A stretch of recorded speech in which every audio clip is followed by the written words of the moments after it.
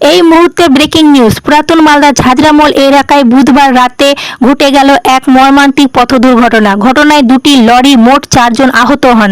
তাদের মধ্যে একজনের অবস্থা আশঙ্কাজনক বলে জানা গেছে। পুলিশ সূত্রে জানা যায়, রায়গঞ্জগামী একটি পাথর বোঝাই লরি ঝাজরামল ট্রাফিক সিগন্যালে দাঁড়িয়ে থাকা একটি লরির পেছনে সজোরে ধাক্কা মারে।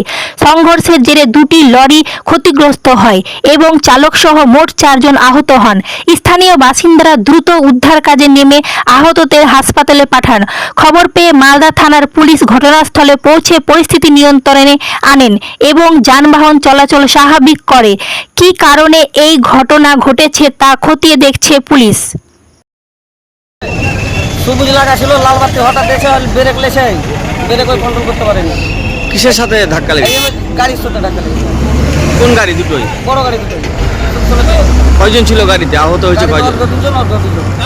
4 জন। কোথায় এটা ঘটনাটা? মালদা নারায়ণপুরে। পুলিশ এসেছিল? দুটো গাড়ি কি একদিকে নাকি? দুটো গাড়ি একদিকে।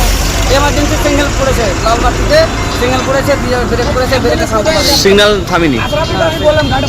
লাল বাতির জন্য হয়েছে। পুলিশ এসছে? হ্যাঁ, পুলিশ এসছে। কি নাম আপনার? আমার নাম মোতাকাব হোসেন। যারা আহত তাদের বাড়ি কোথায় কিছু জানা গেছে? আমার বাড়ি কিলোমিটার সাগরাম। আহত যারা হয়েছে ওরা একই জায়গায় বাড়ি, পাকুড়। পাকুড়ে। কি গাড়ি ছিল ওদের? 16 চাকা লরি। কি ছিল গাড়িতে? কি ছিল? ফাইভের পাথর।